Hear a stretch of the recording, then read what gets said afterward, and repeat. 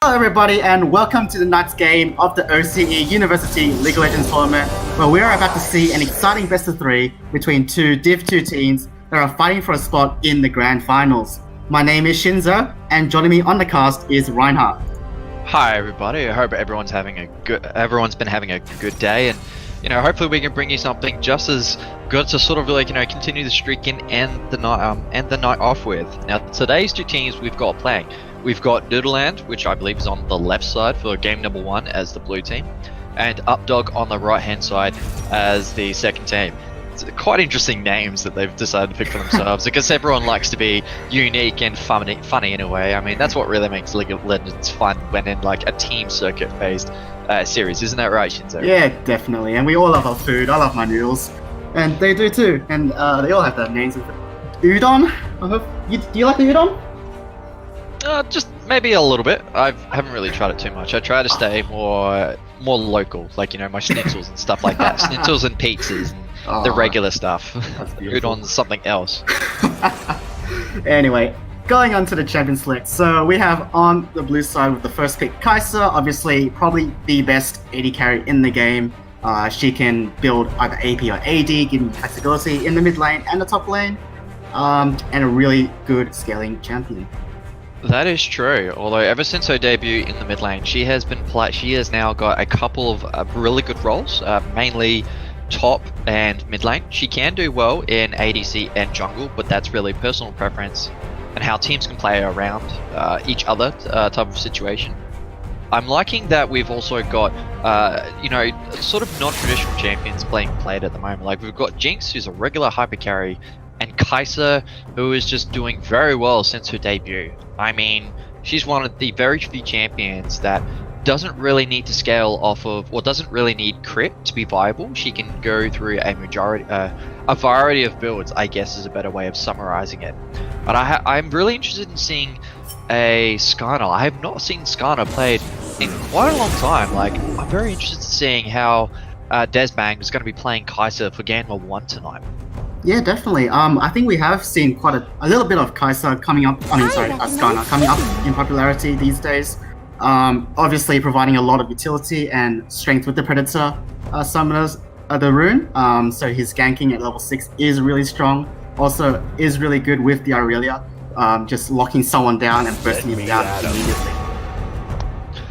Yeah, and like ever since they introduced this new runing system where you have a keystone that can be like an extra ability or like another item, as you said, predator. You know, it only works when you have your boots, and it's an active based item. So for those of you, a little bit of a tip: if you go down the domination tree, it's good to get, I believe it's utility hunter, where all active items cooldowns are reduced. Yes. So that right. predator actually becomes active a little bit more often. Now, I know you start off small, but you work up to around 15%. So, you know, the cooldown, if it's 150 seconds, then you take off 15% of that. So it's like 0.85, and that's how much you have just from that there. And then, like, you know, you start looking at other extras as well, like boots of, I think it's boots of lucidity or boots of cooldown reduction. It, like, also reduces the cooldown on active items by a further 10% even more. So it's like, it gets even shorter. Yeah, definitely. And just the amount of CC and also layering, even Jinx can layer out with the traps, so lots of really strong team fighting tools there. And also, obviously, talking of team fights, we have Janna coming in, offering a lot of peel for this hyper carry Jinx in the late game, hoping to stave off the aggressive bot lane of the Kai'Sa and the Alistar that has pretty high kill potential in the lane phase. That is true, but even though that does sound promising, the difference in a situation like this is that this is a team-based environment. Solo queue solo queue, it could be very effective, it could be very viable. In a team-based environment, it can go either way. Like, from what I'm seeing at the moment, we've got Kai'Sa and Alistar bottom. Alistar can be really good to try and either push Janna out of combat, or even so much as like CC her, so that way she can't get her shield off just as quickly on Jinx, and Kai'Sa can get an entire wombo combo out. And since we've got Aurelia being played for one team at the moment, or should I say being played for Updog, it could be very interesting, because when she gets 4 stacks or full stacks on her passive, champions like Aurelia with their shield is just going to be completely negated. And because it just goes down very quickly. And so I'm very curious to see how this is going to go about. And I really like how they changed it last second, that Aurelia is going to go from top to mid lane. Just, the amount of the psych out that they're sort of providing so far. It's just like, if it's effective for the team, well, I hope it is, because it was just effective for me just now. My mind just completely went scramble bubbled. Oh, and they changed back, I think. See, that's what I'm talking about. That is exactly what I'm talking about. They changed everything. They keep changing it around. I believe in the policy for this competition that they have to have it locked in by the 20-second countdown point or the 15-second countdown point. So the fact that they did it once again, it's like they're trying to. This could be very interesting. Kayle versus Garen. Kayle will have a bit of more of a comfortable situation, unless she actually gets to, unless her, I believe it's her E, goes on cooldown, where Garen can essentially just go straight in on her face. Her ulti will be very good once it becomes active, but until then, she might need to be a little bit careful about herself. Yeah, and then we look over in the mid lane, Orianna versus Aurelia. If Orianna gets caught in Aurelia's E, then she will pretty much, be in a bit of a tough spot, because she already loses a chunk of health, and it resets the cooldown on Aurelia's Q. Now that's what I'm really going to be interested in seeing, whether Aurelia, this game, Thermal, is going to be very active with her abilities and just wombo combo the heck out of it, to the point that I feel like I'm going to have epilepsy just looking at the screen. Yeah, definitely. Aurelia is infamous for that 1v1 champion in the mid lane. In the pro play, you see it. Every person that plays Aurelia in the mid lane just somehow gets a solo kill in the mid lane. So it's up to Clarity to be really diligent about that, not to get caught in the stuns and not to get ganked by the Skarner. Talking of the Kayle, I think Kayle is actually quite a hidden pick against Garen. I think, at first thought, you glance at oh wait, I didn't even realize Kayle is a good champion against Garen. You think Kayle has the invulnerability against the Garen ulti. He has the slows to kite the Garen away, and he has the range as well to constantly attack Garen in the lane phase and proc his passive. Well, I think it's quite clear that ever since Faker managed to debut Aurelia in mid lane, it really puts things in a different perspective, that people need to start thinking on the other side of the spectrum. Just because they're built as AD does not, well, just because they have been brought out as AD does not mean that they are going to be AD all the way through. Players can use the champions any way they so fit. And I'm very curious as to what's scribbling there. It sounds like you're scribbling on a blackboard or a cardboard of some sort. You can hear that? I'm just cleaning my monitor. That's all. I can hear that quite clearly. It sounds like you're cleaning. It sounds like you're either writing, like, text it on a piece of cardboard, or I don't know, something of the sort, because like you can hear the texter. Well then, I'll avoid doing that again. Well, with these champions, with the champion blockouts done, the champion's been selected, everybody in their proper roles, we will go to a quick little break while we get ourselves ready and synced up for game number 1 between these two magnificent teams. So don't go anywhere, folks. We'll be right back.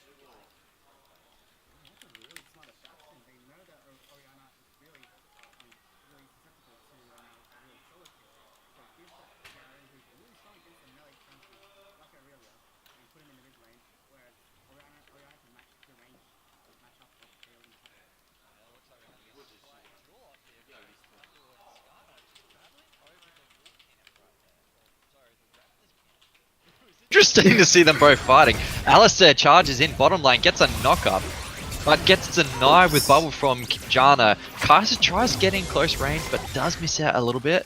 Now we're seeing a fight in top lane, Orianna versus Kale. Jeez, this is just battle central at the moment. Just mid lane's fighting, jungle's fighting. Bottom lane is now being caught out again. They do catch up with Skarner and back off immediately. Yeah, every lane just trying to, get the confidence up, battling out, see who's stronger in the early game and get some wrestle that lane position. Exactly, and it's really more of a battle for dominance and lane, control over lane at the moment. We can see, Orianna has taken control and pushed it all the way into turret against Kale. Kale is very low, like Orianna is really throwing her balls at her and is really trying to force her either to base or just block her out of the game entirely. Because if you can block your counter player out of game, you're pretty much going to not only slide ahead a little bit further, but make it a little bit more comfortable for yourself and your team. Alistair jumps in and gets another wombo combo with a knock-up. Does run away a little bit. He doesn't get that stun off. It is a little bit of a ball breaker when you try and get that final chain spark off. Skarner's coming down bottom now. Alistair is caught out. He does charge on to Skarner to gain some distance and get himself out of a tough situation. It is just a fight back and forth right now. Like, this is just juicy. Yeah, but the Alistair is trying to really punish the Janna, who has no escapes, and early game Jinx's damage is pretty low, so Alistair with that aftershock is pretty safe to go for these trades, but at the same time, I think there's a little bit of miscommunication. Every time Alistair is going in, Kaiser is not using his W to get those stacks in and do even more damage. That is actually a very valid point, and one thing I do have to stress is that they're always in a tough position. Kaiser's always behind enemy minions, so if she uses her W, she has to try and time it correctly. Here we go. Trundle catches out Jinx. Jinx goes in, 5 stacks off of Kaiser, and first blood goes to the support. What a kill stealer. There we go, and really good wall control along the river. They knew that the jungler is on the top side because Trundle just cleared out the whole bottom river. Easy gank, first blood for Alistair. And now we've got another helping in mid lane. Just it looked like Trundle was gonna make some ground there, but Aurelia caught guard and backed off immediately. Really impressive from her.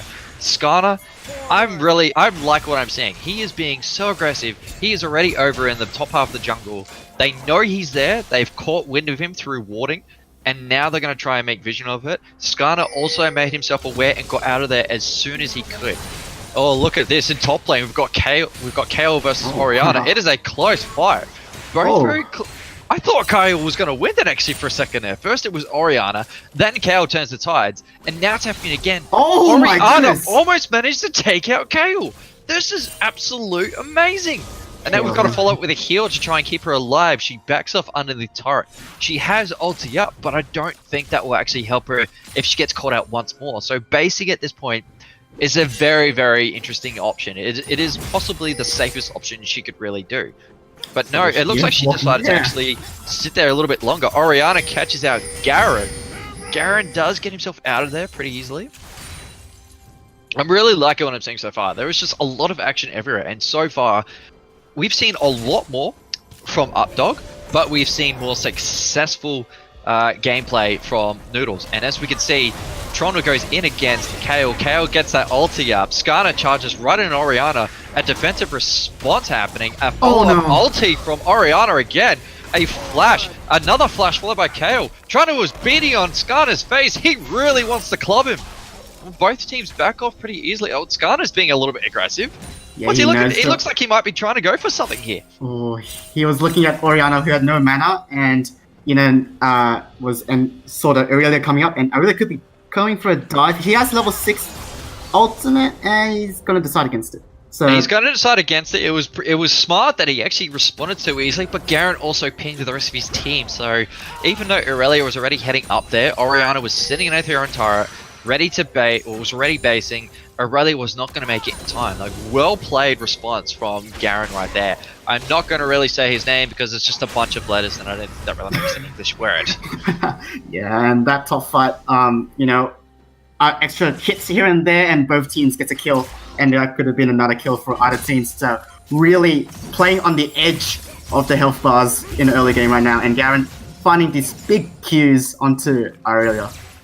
Yeah, Aurelia does well to engage by getting her E off and then follows by a Q, which will reset her Q since he has been marked.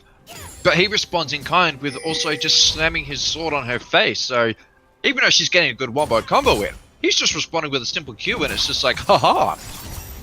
At least Aurelia is actually winning really hard in the CS department and is up, 20 CS already. And looking for a solo kill here, Garen has to flash away. He flashes away pretty well. She gets Ignite on him, but he has too much health to actually survive that. And his passive will actually help him, stay in lane for a little bit longer. Yeah, but I don't think it really matters because Aurelia is still looking to back, so she is going to back safely. Pick up maybe boots too. We'll see. Predator has been activated. Sorry to cut you off, but Predator's been activated. Flash from Skarner. Skarner ultis into Orianna. She gets a shockwave in, but unfortunately to no avail as Skarner claims a very clean kill from her.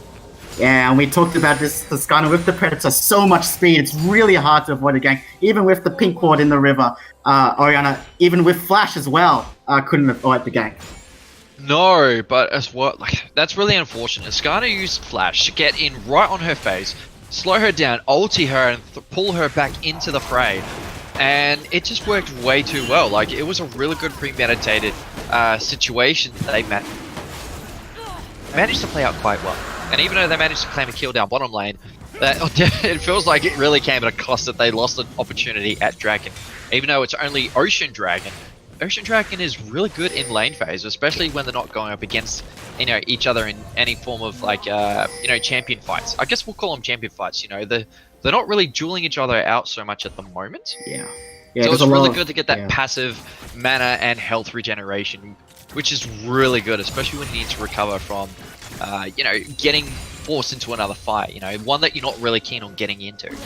Exactly, and I think we have to touch upon that the Noodles team comp has actually a little bit more sustained than Updog, so have Updogs with that Ocean Dragon should be looking... Look at the top lane, Orianna's being caught out, Aurelia's gone right in on her, manages to miss both abilities, but Oriana's going to go down on the turret. A flash response from Aurelia. Kale ulties and takes all turret damage. Trundle now gets a pillar onto him, and he's going to try and charge in. Oh, he does pull back last second. There was a lot of pinging in top lane. Just on the minimap, there were so many pings from both sides. It was really unfortunate that Noodles couldn't really get up in time. Couldn't get up there in time. Alistair goes in on the turret. A double ulti response. Jinx is forced right in the battle of that. Kai'Sa goes in, flashes out, kills Jinx. Now is running backwards in the opposite direction. She might be out of zone right there. Kale has teleported in. Just look at Skarner. He's just pretty much running around to make sure Kale gets a kill. Oh, I don't think he... yeah. She does get a takedown, which is really good. But I think, ultimately it did come down to Skarner and his Cinderhulk passive. So it was really good that he tried giving it to Kai'Sa. He tried giving it to Kale, but, since Kai'Sa was already low enough, and then we've got Skarner's jungle item passive, which is, like a molten fire, just periodic damage. It was just eventually going to take her out. Yeah, and you can see with Jinx going with the barrier and Janna with the heal, there's so much sustain in that little skirmish, Kai'Sa went in, thought she could get an easy kill with that ultimate, but instead, had to take tower aggro and had to run all the way to the enemy base just to secure the kill. Alistair comes in with a wombo combo knock-up, an ulti response from Aurelia. Now the fight's coming in 2v3. Skarner having to force himself out of there very quickly. It looked like things were going to go in Updog's way, but then as soon as they saw Trundle coming in from nowhere, it's just like, nah, we have to back off right now. And it looks like we're having a 3-man situation mid, possibly 4. Skarner's going right after Trundle to prevent a base. Doesn't really do anything, so that's pretty good. But I'm really interested in seeing that we've got Jinx and Janna mid lane now. Aurelia possibly might be coming back mid, or going bottom, depending on what they do. Okay, so it looks like it was more or less just a defensive response. I really like that. There was a lot of team communication coming from Updog, and it's really nice to see that they're communicating well, they're coming to each other's aid, and they're trying to minimize any chance that Noodles is going to try and overtake them. Because so far, if we look at the gold count, we've got 19.4, and that is at least 7k. That's at least 700 gold above Noodles, and at this stage, it could still go either way, but trying to keep that gold accumulation difference is pretty good. Alistair comes in, a flash defensively from Jinx. Well played by Jinx right there. She gets wombo comboed from Alistair, but flashes right behind her turret. So good on her for getting out of a sticky situation like that very easily. However, Alistair and Trundle are a really strong diving competition.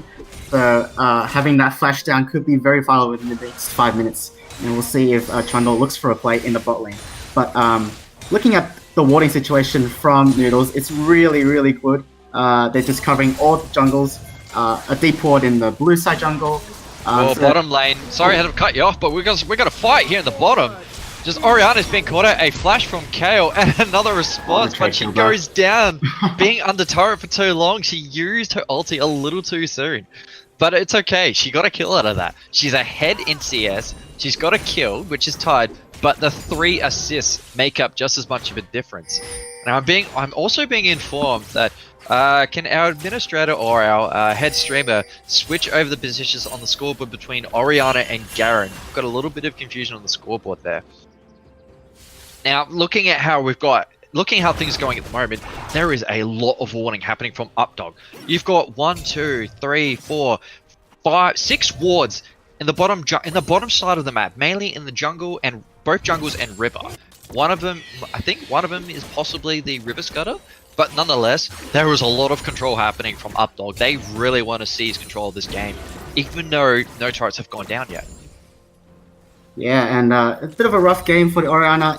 We saw the solo kill from the Kale. Even though she had to burn flash, it's still pretty worth it, I reckon, because it gets the XP advantage, gets the heal advantage as well. So right now, the only lane that is working for Updog is that Kai'Sa in the bot lane, who is up quite a bit of gold, 14 CS up, he's got a kill, he's got an assist, so being that hyper carry, having that money is a good thing for Updog, and hopefully he can carry this game in the later stages. Wait, so just for those who might be a little bit odded out unless it's actually shown on the scoreboard. Okay, so it's Updog on the left. I thought it was Noodle on the left and Updog on the right. I am absolutely clueless right now. But what's not clueless is what's happening bottom lane. We've got Skarner coming in for a gank. We've got Aurelia right outside the Dragon Pit. They might be going for a Dragon play at the moment. Yeah, it's an Inferno Dragon, so they are hungry for this Dragon, and they really want to secure this one to hopefully scale up into the later game. An Infernal Dragon is always helpful to have. I mean, the increase in ability power or attack damage, and attack damage, depending if you have both stats. Most of the time, it's usually just one. It's really nice to have that passive boost, so that we've got, you know, a little bit extra damage to provide for your team. Yeah, definitely. Damage is always good. Always nice to have that extra 8% in your back pocket. So we'll see what happens in the near future. I know Alistair and Ajana will probably try and wrestle for control in this bottom area with wards. And, it's interesting that they're really fighting for control at the moment, and Orianna is really going into Peter's face. Just Kayle is being forced so defensively, being forced under turret. Orianna's really trying to push. She's closing it in, you know, her CS gap between her counter, which is looking really nice at the moment. Yeah. Garen versus Aurelia, though, that is a tough fight between the two. It's almost neck and neck. It is, and yeah, both. Like Garen gets forced behind, and then he just sort of pushes himself through, and then Aurelia has to pretty much move around the map to try and counter for it. Well, Garen comes in straight on Aurelia, gets a Q off, comes with a spin to win. Trundle gets ultied, another ulti response, and Trundle goes down. And this is another. Then just Kai'Sa comes in from the side, gets in an ulti. We've got Skarner coming in. Janna ultis, scattering her about. Skarner is so close to dying. Kayle comes in with a teleport, and they're continuing right onto Alistair. They're poking him down. They slow him off. They get him down, but not without him knocking Janna backwards. So even though he died, he saved Kai'Sa, and he managed to knock Janna back a few steps. But I guess that really didn't make too much difference, considering how proactive they were just there. Just the response from Kayle, just how unfortunate it was for Trundle to go down. And it looks like that might be an uncontested Infernal Dragon. It really depends on how they're looking at it at the moment. I mean, it could go either way. Yeah, they will give up mid tower, but Infernal Dragon I think is a really good objective that you just can't give up. So that is the one disadvantage, sending up your Orianna to match the Kayle. She does not have the TP, so she can't join the fight, whereas Kayle has the TP, can turn that fight into a 4v5, or 4v3 at this later stages, and easily clean up the fight. And Orianna, all she had to do was just run mid, and was super late. A very good summary, but even though she was very late to try and help out her team, she did help Garen claim first turret. So they managed to get that first turret bonus right there, and I believe that's 400. No, wait, that is a bounty claim. My bad. I think is it 400 or 300 gold for claiming first turret. I'm confused as to which one it might be. I really can't remember. Okay, then we'll leave that to the mysteries. We'll leave that to the mysteries of the void. But I like how much Orianna is trying to compensate for her lack of mobility. She's really claiming minions. She's really trying to hold her lane. I think in a 1v1 situation at this stage is working well in her favor. Oh, what's this? We got Alistair getting caught out here. Just a continued fight. Just look at him go. He's knocking him up. He tries to run. He is one tanky cow, but he goes down, unfortunately. Aurelia's really getting fed, and then followed up by Kai'Sa. What was Kai'Sa thinking? Top lane, Orianna versus Kayle. Orianna is having an advantage point at the moment. Another ulti response from Kayle. Kayle does manage to get herself out of a sticky situation, but now we have a 4-man bottom lane situation, and they're going to claim their first turret in the bottom lane so far. This is just, this is just proactive central. Just, if a team fight happens, the losing team really misses out on something, and the winning team capitalizes on it by trying to get an actual objective. I mean, they managed to clean up a team fight. So, looking at Noodles, they clean up a team fight. They take a dragon, they lose mid turret. But then they also claim another double kill, or should I say 2 more kills. They claim bottom turret tier 1, and they just claim tier 2, and now they're going in on Garen. Garen's spinning to winning, trying to survive, does take a lot of damage, but goes down, and Ethereal comes in with a kill steal right there. Looks like both supports are really looking to claim some kills this game. Yeah, and Updog is just constantly getting caught out here. Kai'Sa wanting to help out the Alistair, but instead gets in range of the ultimate from the Skarner and gets a double kill, and there goes bot tower. Also, Garen having to use his flash, but still dies as well. So that's another target that Skarner can grab in the next team fight. And looking dire situation for Updog in the next team fight coming. And with Garen's flash down, he's going to have to be a little bit more careful because he won't be able to get over a sticky situation as easily as he would if he had it up. But I really like how responsive Noodles are being right now. Like game number 1, they are really holding their own. They are really doing well. They may have lost first turret. They did claim the first dragon, but they also responded in claiming like an entire bottom lane's line of turrets. They only have the inhibitor turret left, so I think they need to be a little bit more careful, because if Updog decides to try and do something here, if Noodle tried to do something here, they could push bottom lane all the way to an inhibitor. And, you know, it looks like as well that Updog are being forced to herd around the place. They are being controlled on the map. Skarner comes in, Predator, followed by Righteous Glory, comes in with an ulti, and Jinx just cleans up with an ulti response. Such a clean hit, and they managed to claim a turret on top of. Really nice coordination from the Skarner and then Jinx. Jinx laying down traps, and Skarner just positioning the Orianna onto the traps so that she can't flash out, and an instant death for the Orianna, and another tower for Noodles. Whereas we see a bot dive. Alistair comes right on top of Kayle. Kayle pops ulti. She has Ignite on top of her, but negates all damage. Kai'Sa comes in and just completely annihilates her. They also claim a turret in response to that as well. So now it's a 2-4 situation in turret claiming. And it looks like they just managed to claim a tier 2 top turret uncontested. Look at Noodles go. They're absolutely pushing to the end. I feel like if they keep going at this rate, they'll be able to claim Nexus very quickly. Like, I feel like it could be a 35-minute game at this rate if they keep going the way they are. Yeah, I really like how Noodles is able to get a punish and then immediately turn that into objective. You know, the last 3 team fights have resulted in a tower or a second tower as well. So really proactive play from this team, and they're really playing around the strengths of their really strong siege with the Jinx and the Kayle. I will definitely agree with that. They have got strong siege. But what I do want to look at, if we press X and look at the gold accumulation, we've got Jinx a little bit behind Kai'Sa, but she's doing well to compensate by taking turrets down.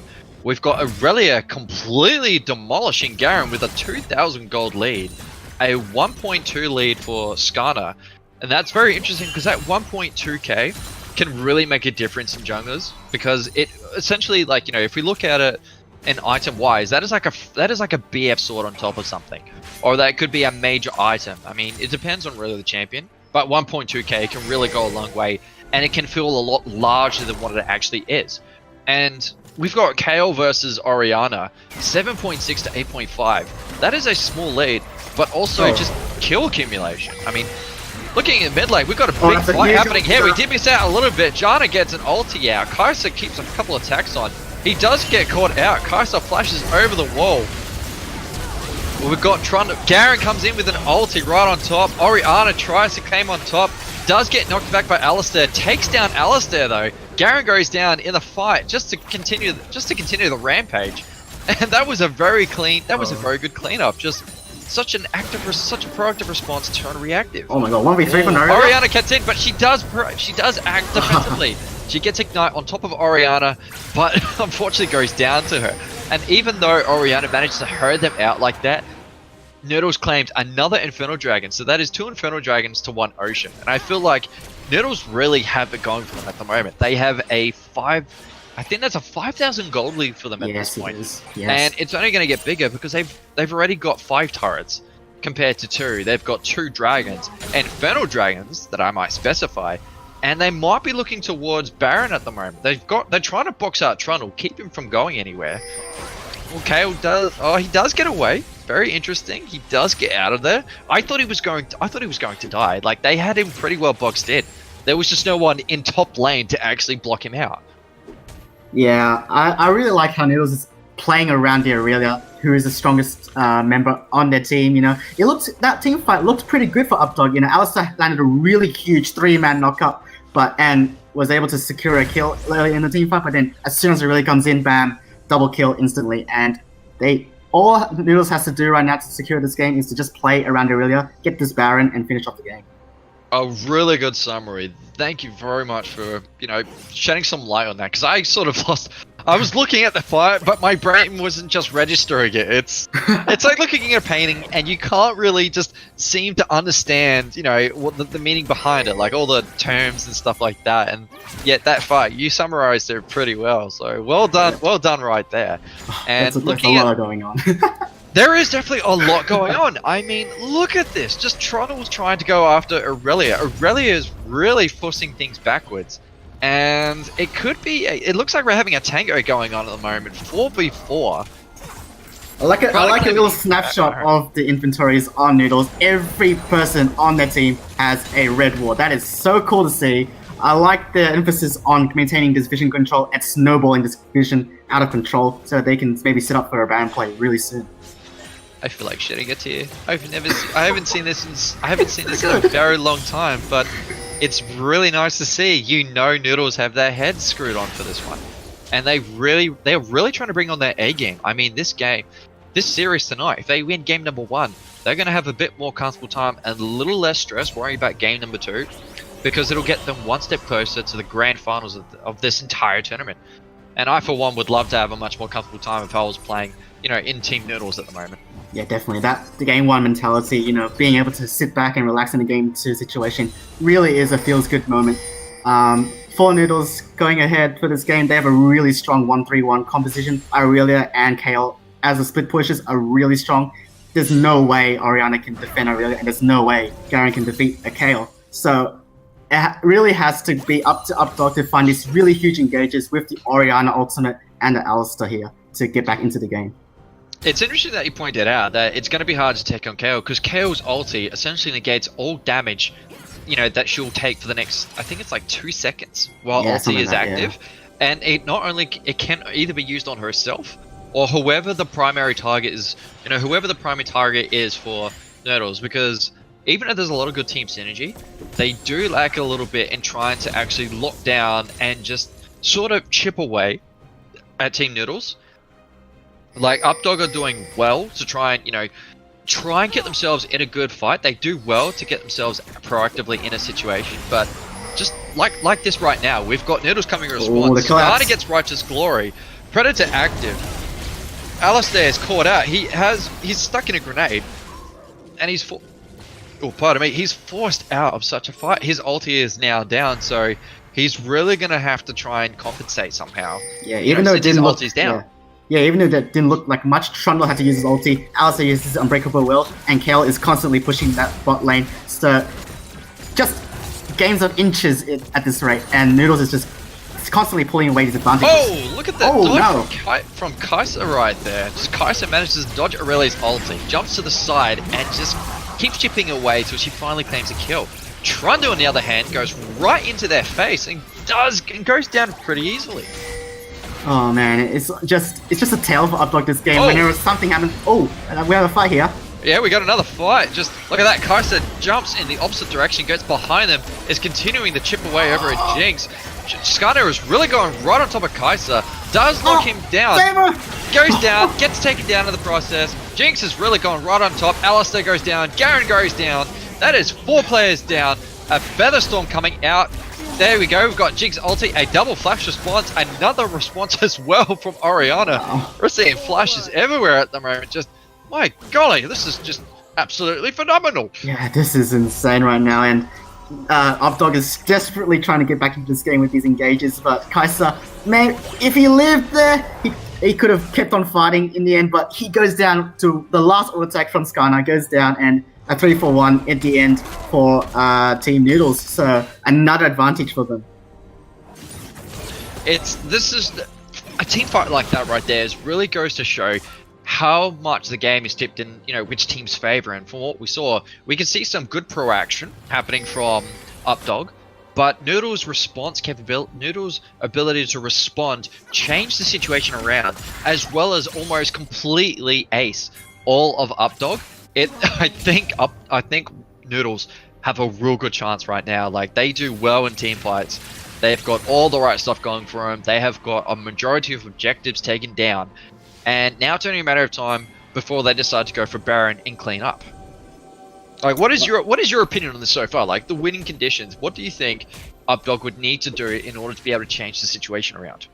Well, Updog has a really strong, just a really strong catching comp. You know, they have Alistair, they have the Trundle, they can easily burn down a tank in a team fight.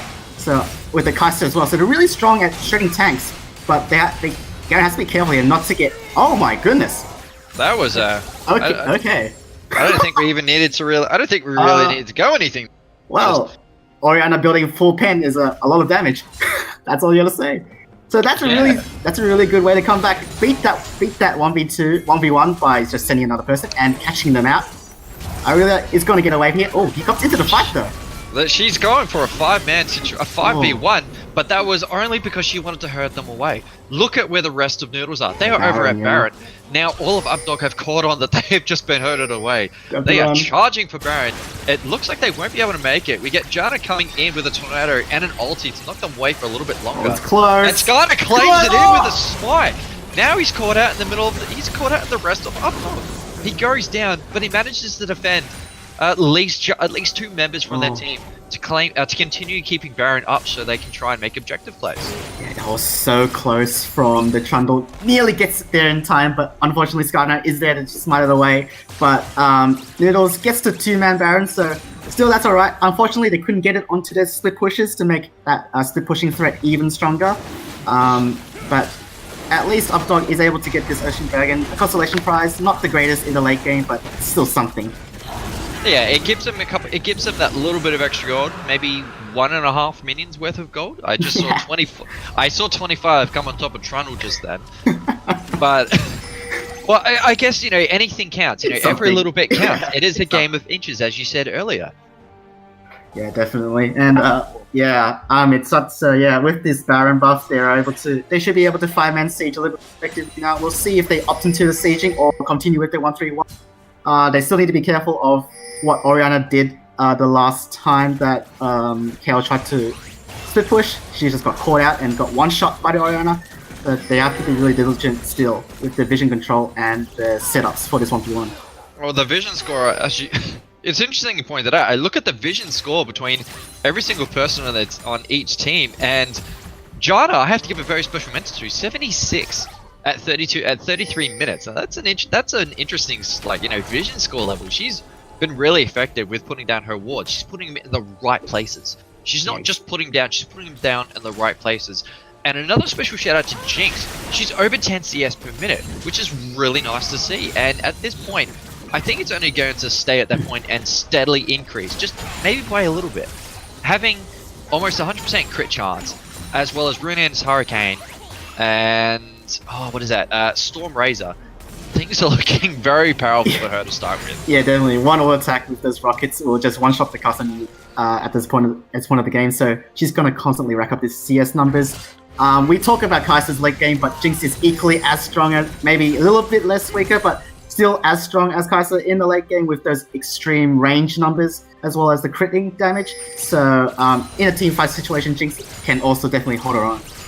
And with Baron buff active for their team, they're pushing top lane quite effectively, and they're forcing all of Updog to actually attend top lane, and they can't really do much about it because they're very limited in their capabilities. Not only are they pushing very hard, Baron buff also minimizes magic and physical damage that minions can take. So it's like they become super minions almost just from having Baron buff active on them. Yep, definitely, and they're just waiting for the KO to reach that bottom tower to make a play. As soon as that hits that bottom tower, we'll see if they maybe perform a dive with the Skarner ulti. Oh my goodness, that damage! Oh, Alistair comes in with a knock-up. Skarner is really forced in the middle of a fight. He flushes out, he's claiming a bit of healing. He does go down to Trundle's ulti eventually. Irelia goes straight in. Kayle is backdooring. They do well, they're responding once again. The tides have turned. A triple kill from Jinx. That freaking mega death rocket. It was really showing off, and now they're going to try and claim as much as they can. Just Jinx is, making a few extra pushes, getting those inches in. They've got the first inhibitor down. Now they're going straight for the end. I think this is going to be game number 1 for Noodles. Yeah, definitely. I think this is looking GG as well. But the last Nexus tower going down. We'll see if the Nexus gets taken down. I think this is game it will number. be. This is game number 1 Yeah. in favor of Noodles. Well done. A very special mention to 2 players, specifically Jinx, very good CS and very good turnaround, and Jana for not dying at all that game. Yeah, definitely. Jana, absolutely well done. Really strong vision control.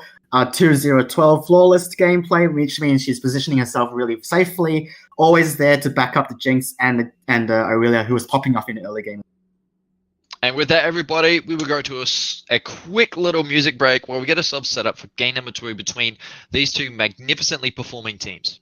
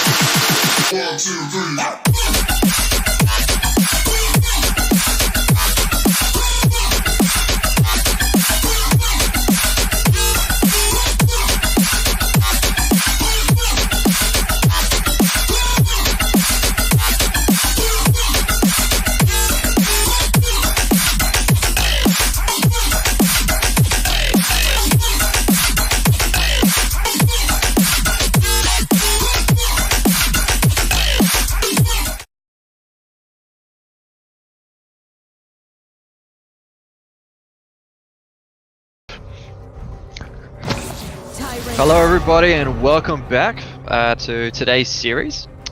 We are going into game number 2. Game number 1, as a slight recap.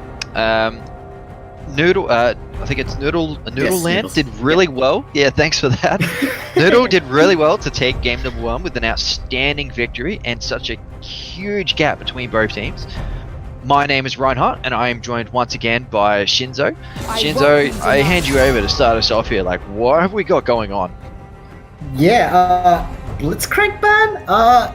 Maybe it's a pocket pick from Blitz 2410, but maybe some hidden intel in the OPGGs. But no surprises in the Aurelia ban, who really stormed off in the last game for Noodles. You know, picked up a really quick 4-1-1 KDA in the very early stages of the game and was able to snowball the game ridiculously quickly.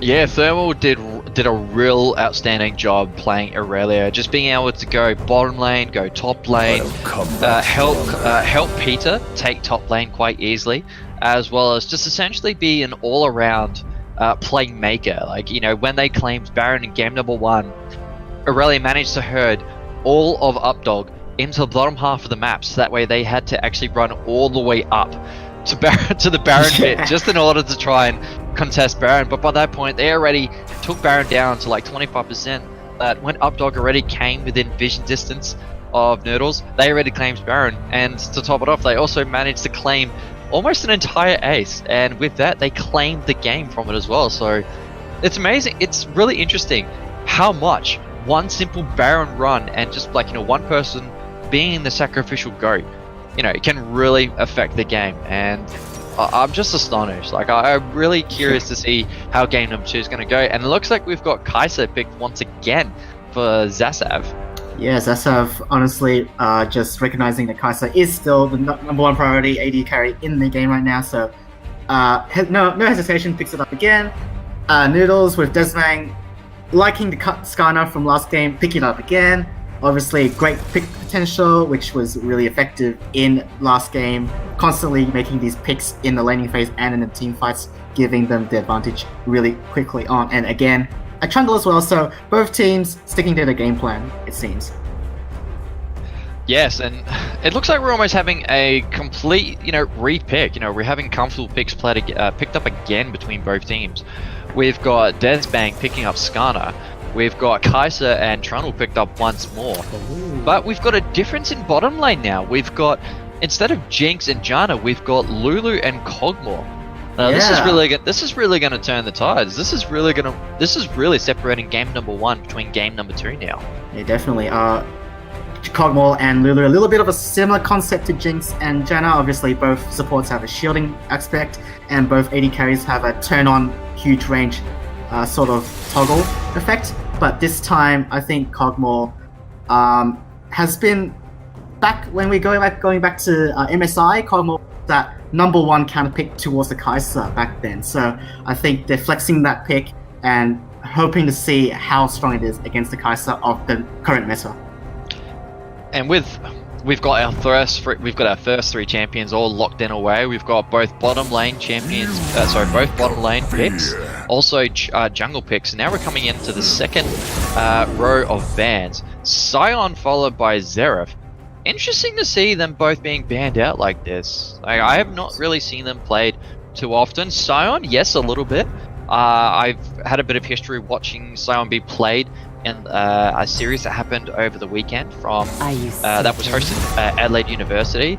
It's really interesting how much Sion can really turn the tides of a game, or should I say a team fight, when he manages to land a fully highlighted Q and as well his ulti. Yeah, definitely. Sion is one of those really beefy tanks that is impossible to kill, but grants a team so much utility and rotational advantage as well with that ultimate. So, a really powerful pick in the current meta. We'll see what Zasav picks for his either mid lane or the top lane. And we'll see. Here we go. Maokai. So, a bit of tankiness, a bit of engaging, a bit of tankiness. I think there was something that they lacked in the last game, that engage potential to allow the Kai'Sa to pop off in these team fights. So I think a good adjustment in this game. Well, they did have champions that do well with engaging. They had Trundle as well as Alistair. What they sort of lacked was that, in comparison, Skarner had Righteous Glory as well as Predator. And that really that turns the tides right then and there. That's what put Noodles ahead in the first place. And then you've also got extras like Aurelia popping her ultimate going in, just being able to reset her Q every single time she used it, and maximizing her passive, getting maximum stacks, and just completely balling right on top of them. And then Kayle with her ulti that makes whoever is affected immune to damage. And it's just amazing how well they coordinated themselves. But now for game number 2, we've got a different situation happening. We've got, I assume that might be Darius in top lane, and we've got Syndra picked for Thermal.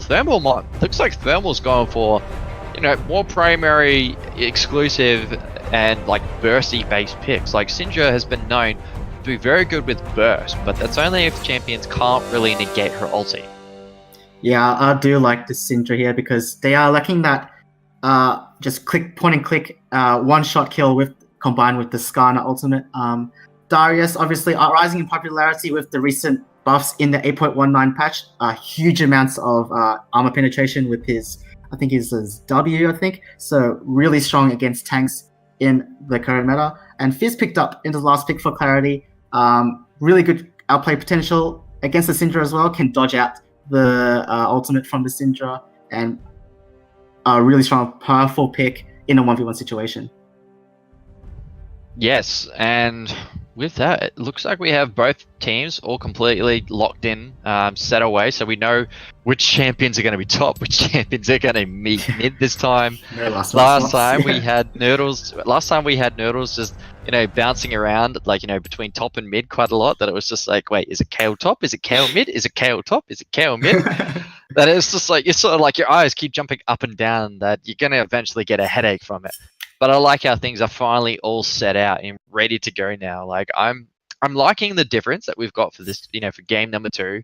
We've got a couple comfortable picks. We've got Zasaf with Kai'Sa, Trundle for Step, Desmang with Skarner, and then everything else in between. Everything else is a completely new set. So it looks like we're going to have a very different game number 2, thankfully.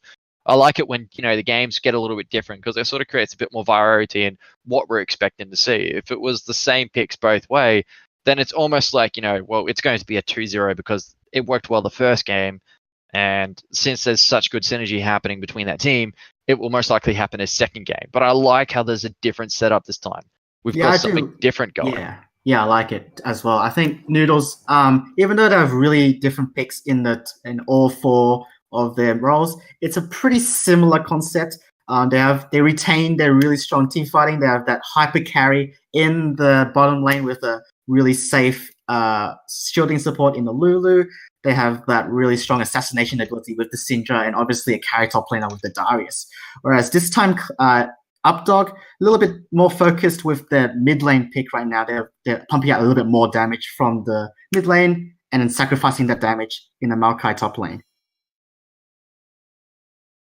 With that, that's a really nice that's a nice clear picture that you painted for us right there. And with that, we have a slight little spectator delay. So we'll leave you with some playing music while we get ourselves all set up and ready to go for game number 2 between Noodle Land and Updog. I believe both teams switch sides this time. So we've got Updog on the right-hand side as the red team and Noodle Land on the left. So just like I had it looked at last time. Oh, I feel like I get dyslexia between, which team's on which side. But yeah, we'll be right back, everybody. So don't go away. We'll be right back soon.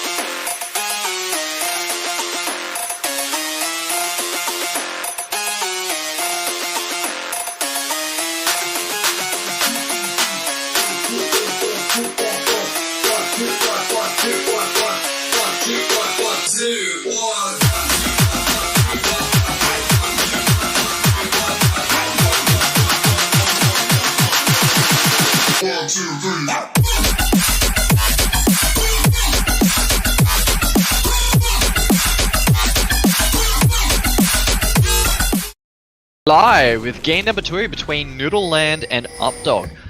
Once again, or should I say a slight little refresher, I'm Reinhardt and I am joined by Shinzo.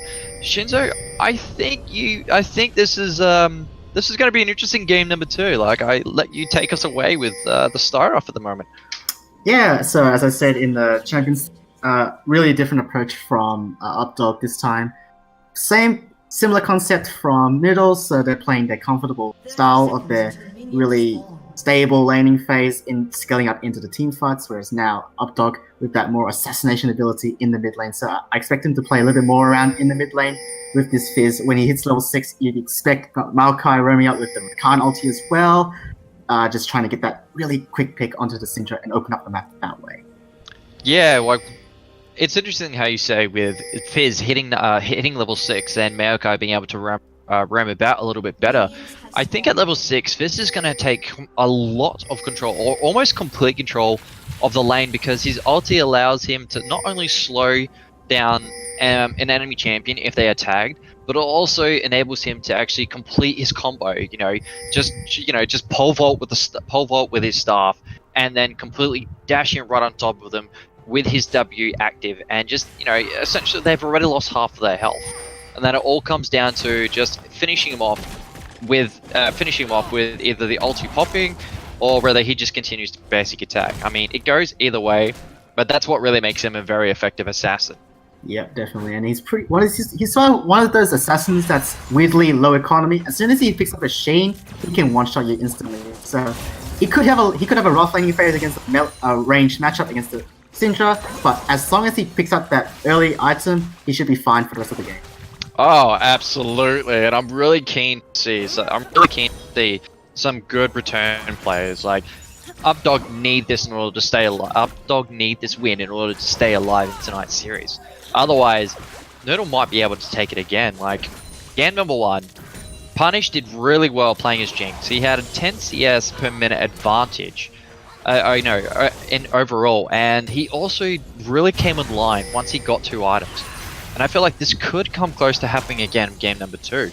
I am a little bit concerned for Thermal because he's playing Syndra, who has very little escape quality, based abilities, versing an assassin like Fizz. Like, Fizz can just gap close very easily. Yeah, and definitely opting into the Ignite as well, so a bit of engage in the bot lane, lots of poke, both in the mid and the bot lane as well. So, oh wow! So we saw Fizz, being destroyed under tower, but all of a sudden we've got one trade, and Syndra's already half HP.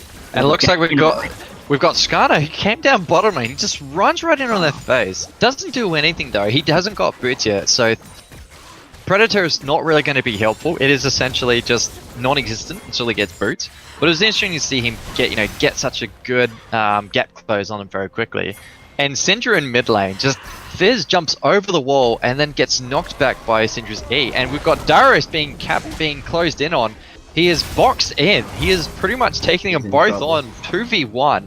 He's trying to run away for the Wither, but unfortunately goes down, and First Blood goes to Trundle. Now he's going to have that slight little advantage just to start the game off with. That is huge, because Darius is picked to be that huge counter to the tanky top laner of the current meta, but going down that early kill, it's really big for this Maokai to be able to stay in through the laning phase now.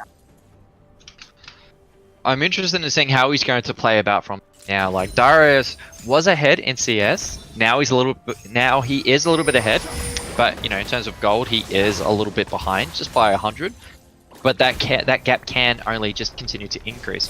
Trundle is making himself very active. He's not only made himself known in top lane, but he also came down bottom. Fizz goes down, he gets ignited, and just a kill for Thermal.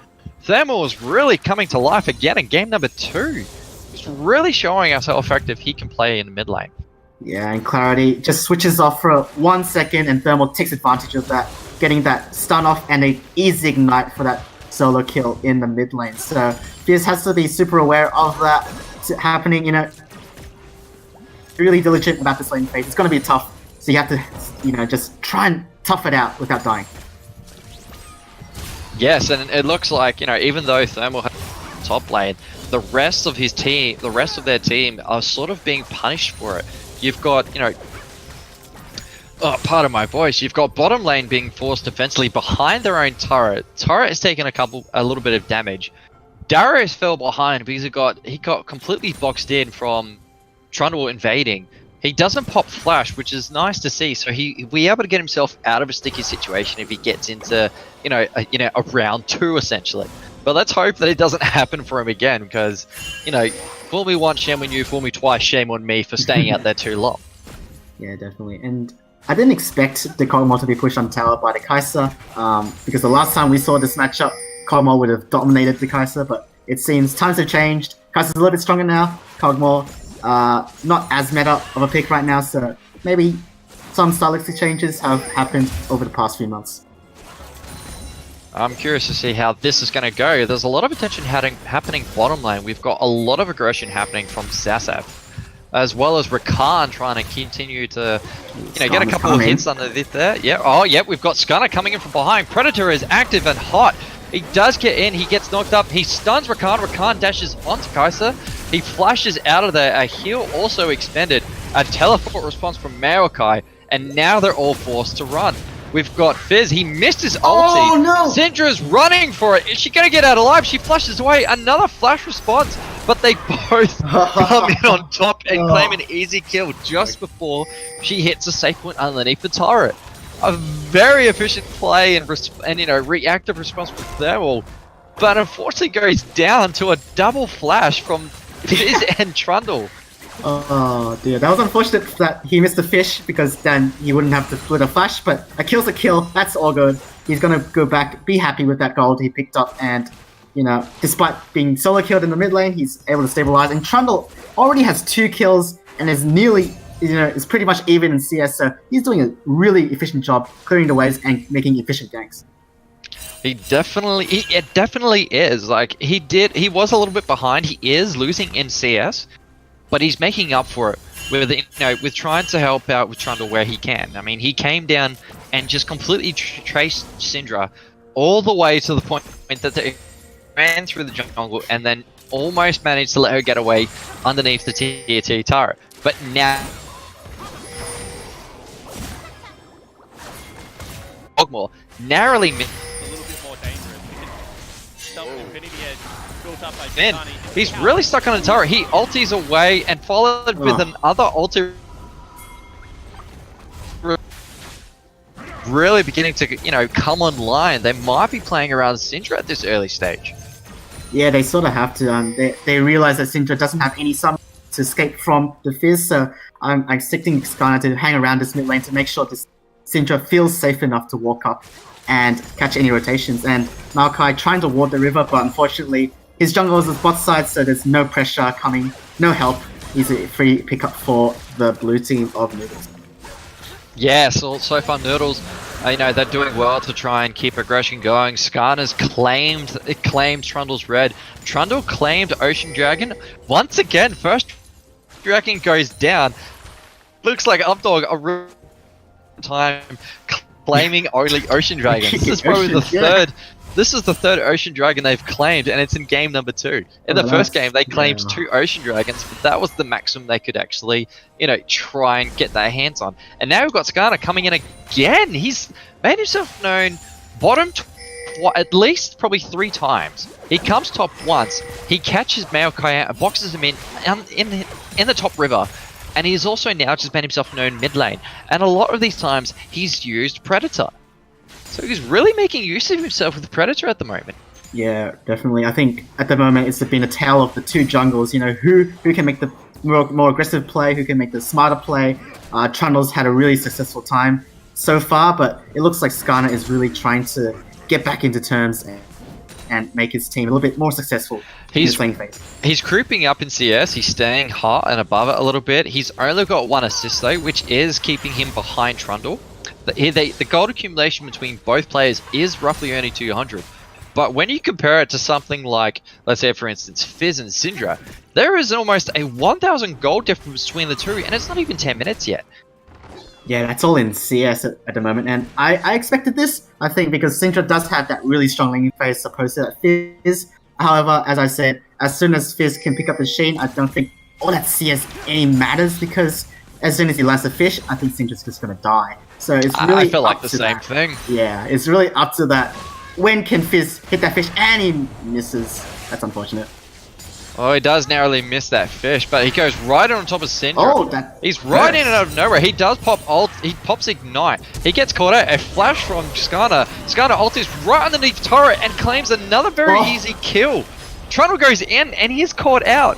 Oh, he does get out of the dough. I mean, Frozen Domain does allow him to get that extra movement speed to, to increase the gap between Skana and himself. Still, a very, very strong play from Skana. Like, I did not expect him to flash in. Like, Predator would have been more than enough for him to catch Fizz out, but I guess having that flash up and using it on him just enabled him to just lock in his ulti, and it sort of decreased the gap between travel time, between catching Fizz and luring him under turret.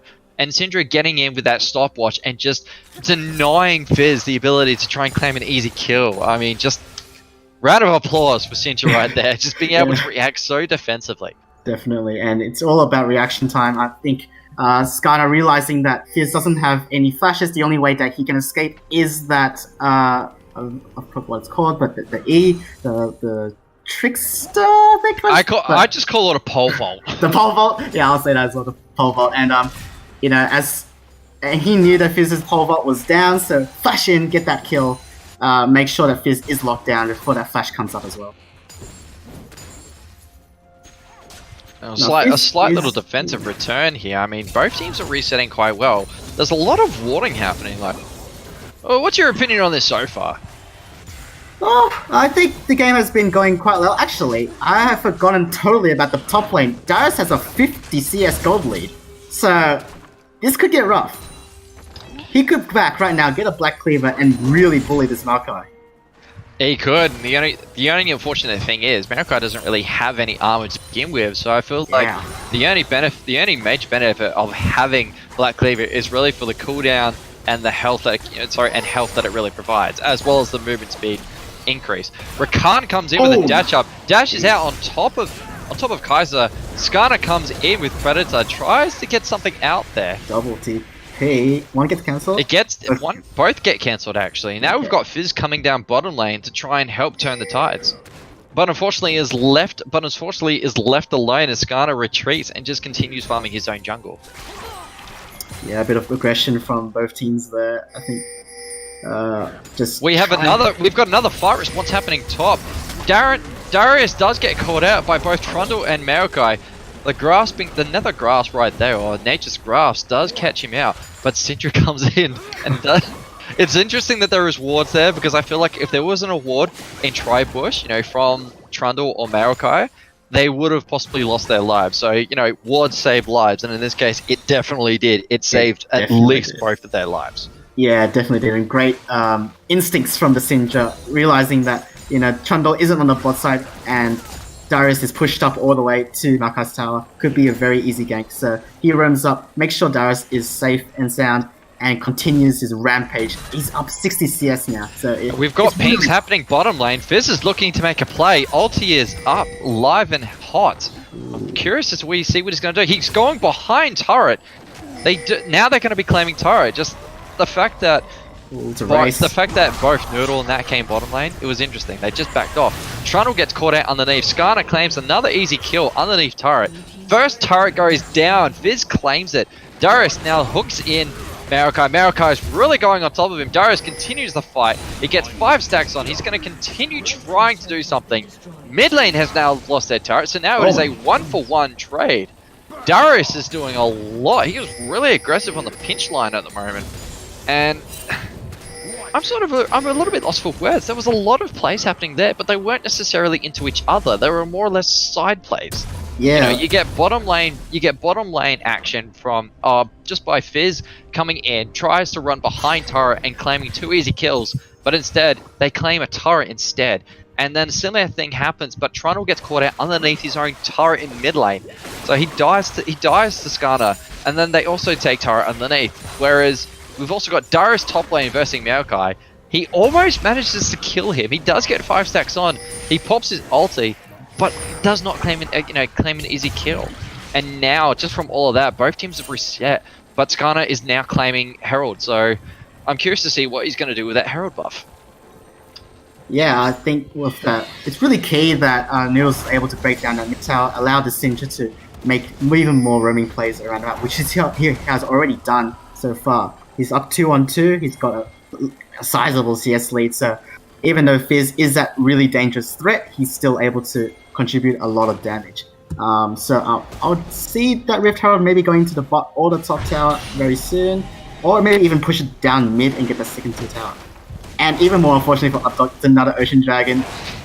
So as soon as Trundle gets so much dragon control, he gets rewarded by the weakest dragon in the late game.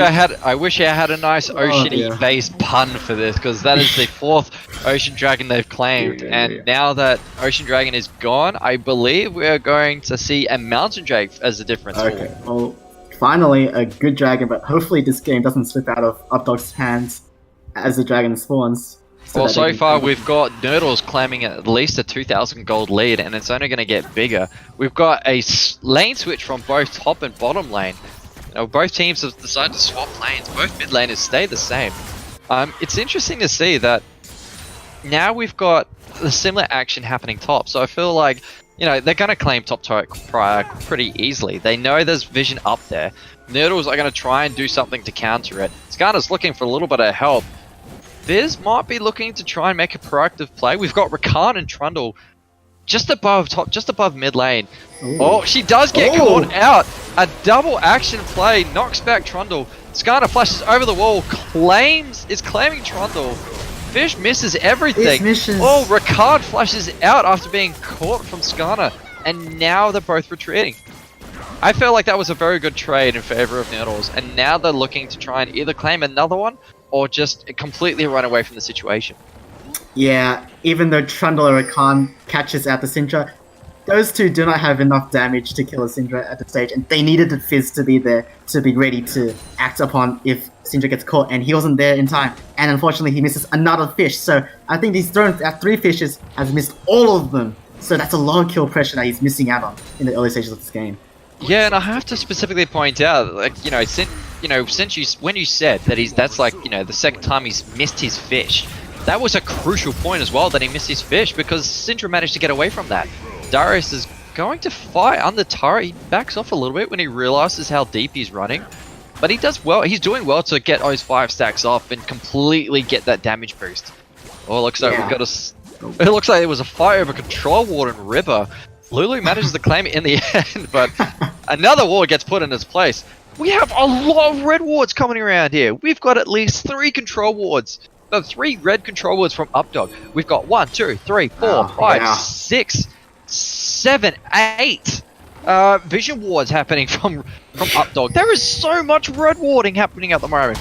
It is so great to see. Both teams are prioritizing so much vision in the series. I think from game 1, as we noticed Noodles had, everyone had like 3 wards each. This time it's Updog with this philosophy of let's get wards down and let's control the map. So it's really cool to see that they're playing not only just with the laning mechanics, but it's also the macro game. Here. And it looks like we've got a situation coming into bottom lane. We've got a 3v4 slowly beginning to... Fizz knows where Syndra is. She's looking to catch her out. She's already caught wind of the fact that they're going to try and come after her. Now we've got bottom lane coming to mid. This might be a good defensive response like we saw last game. And Rift Herald being summoned in the bot lane. Oh, a flash from Maokai. Skarner almost manages to dodge it completely. Predator's still active. He's continuing the fight. Oh, Maokai does manage to push away.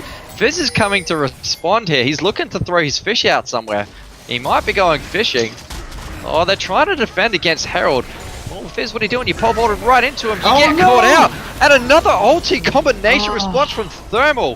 Fizz goes down. They're going to be able to claim another turret. Meanwhile, over in top lane, we've got Kaiser claiming her for another turret.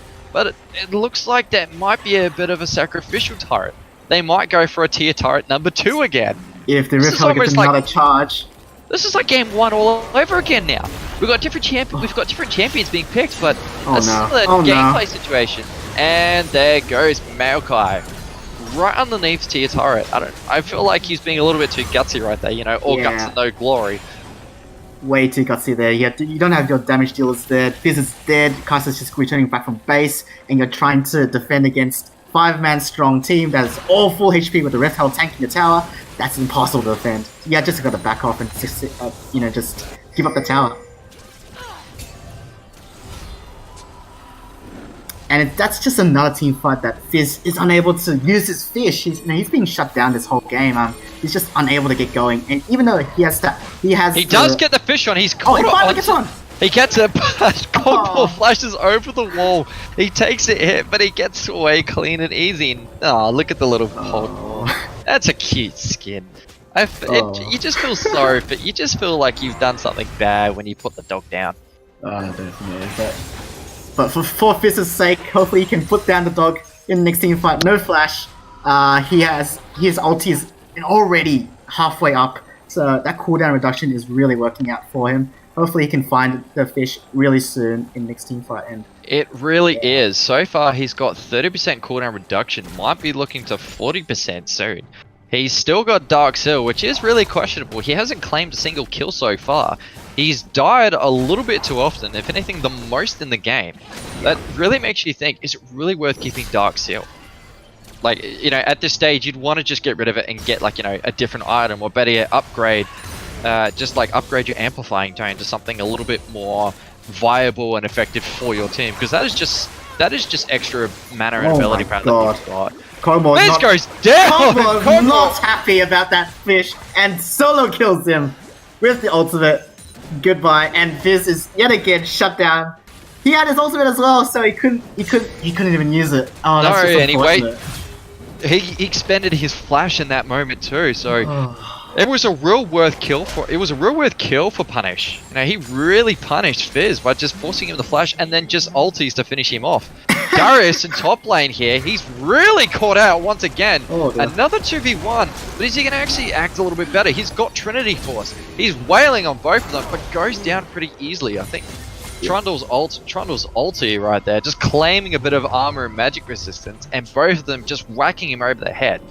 Maybe a little bit too much for him. He has got a lot of CS to compensate for it though. He is hurting him down quite well, and it's really interesting to see that. Now we've got Rakan caught mid-air. Kaiser ultis. It does get ulted by Syndra as well as ignited. She's forced to run away. It's a 3v1 mid lane at the moment. Fizz is jumping around the place. Does go on top of Syndra. Syndra pops Sonya's hourglass. Rakan goes under turret once again, and no kills were claimed in that moment. Oh my god, I just gotta give huge props to Desmang. He was able to ulti the Rakan out of his ultimate and save his Syndra from being charmed. That was such a cool play, and we have a TP from Darius coming to 1v3. Oh, Syndra manages to claim a 3-man stun. A double kill from Darius, claims a triple kill right there. Oh, jeez, such powerful action. Just look at that. Goodness. Such a turnaround. He does die to 2 of them, but then he just claims a revenge just by teleporting right behind them and just wails on top of them. That is such a big turnaround, and you'd think Updog it looks like that might be an inhibitor claim right there. It looks like this would be a very quick game number 2. Yeah, this is looking really rough for Updog. They're really going to earn their noodles. They're really going to earn their noodles tonight, mate. Yeah, exactly. Oh boy. Fizz is looking to come about. Not really sure the motive behind that. I'm not really sure the motive, the method behind his madness of trying to charge in. It's really interesting that he still has a lot of guts, but why the Dark Seal? Why do you still have that at this point in the game? I'm not sure, but I guess if you can't sell it for something else better, then might as well keep it. But even then, you could probably sell it for a pink ward slot, maybe. I don't know. But well, that's what I'm thinking. It'd be good to get rid of it because you get gold from it, as well as an open slot, or better yet, you just get an open slot and you can replace it with something a little bit more, team efficient. Yeah. And I like that you provided the example of providing more pink wards, because they do have a lot of pink wards, but it's always nice to update your wards. I mean, if you know they're in the bottom lane, or if you know they're not in the bottom half of the map, just because of where your wards are placed, then it's good to update because you want to know where they are. 100%, not 50%, not 70%, 100%, because that's the only way you're going to be able to make efficient gameplays. Yeah, definitely. And Updog is one of those teams that really benefits with really good vision control. They have a really strong pick potential with the Kai'Sa, with the Fizz, with the Trundle, decreasing the armor resistance as well. So they have to really control this, vision control to allow this Fizz, who's been shut down this whole game, trying to get him online at some point at this game. And now things are just going to look even more. Things are going to look even more grim as they're going to claim the tier 1 top turret. 4 out of 5 members, and now it looks like a 4v4 situation happening, or should I say, a 4-1 split situation on both sides. But I feel like it's really going to be effective for Team Noodle Land, only because they are doing really efficient to be proactive. Berkai comes in, gets on top. Rakan follows up. Fizz finally lands a fish. Gets a bait or whatever you want to say, and Kog'Maw comes in and claims 2 easy kills with his ulti, and now they're continuing to push to claim tier turret number 2. Meanwhile, we've got bottom lane action, Darius versus Trundle. Darius is really pushing in. He might try and look to claim, the second inhibitor turret. It's just so hard. If Fizz can't land that fish onto Kog'Maw is just so free to. He's claiming the inhibitor turret right underneath it. Maokai goes on top of him, but Maokai's now too far in. He goes down pretty easily. And now they're continuing the fight. But just look at him go. He flushes over. Ulti right on top. Kai'Sa, what were you thinking? Rakan goes right on top again. What is he thinking? That is a triple kill for Kog'Maw right there. This is just absolute chaos. Now Fizz is looking to chase. Oh my goodness. He flashes over. He's going to keep going. He's chasing. He gets a fish on top, but not without going down. He claims the doggy in the end. Meanwhile, Darius in bottom lane claiming the second inhibitor turret. He tries to start chasing Trundle, and now they've claimed all 3 inhibitors. I feel like this is going to be a very quick end now. Yeah, well, I guess you go Fizz, just all chat #worth, because you got to kill on the 7-0 Kog'Maw, but I think that's game over already. That is game right there. I want to see in the chat right now, #Noodles win. Look at that game right there. That is a very interesting game. Hold on, wards. Not yet. No, not enough wards. It's just, there is so many wards, but there's not much action happening from Team Updog. I'm really curious. They did well to defend themselves right there, but they've got nothing left to hide. They've got no defenses left. Yep, all 3 inhibitors down, no Nexus turrets. Baron is free for the taking. It should be very easy pickings for Noodles. Get the Baron, walk in the minions and just let the minions just kill the Nexus at this point of the game. And it's really up to Updog to try and steal this Baron or make a huge, insane play with this Fizz and Trundle, which they're trying to look right now. Oh, Rakan goes in with an ulti, gets a 4-man knock-up. Lulu gets caught by Fish. Syndra knocked out of the way. Lulu does go down, but Fizz goes down as well in the process. It is now a change around. Skarner right on top of Rakan. Rakan jumps out of the way. Trundle is stuck. Kai'Sa goes right on top. Ulti's behind them. Goes down pretty easily to Kog'Maw. Kog'Maw is being 2v1. Takes down a double kill. He's looking for a third. He gets a triple kill. Rakan is out on his own. Predator is hot and active.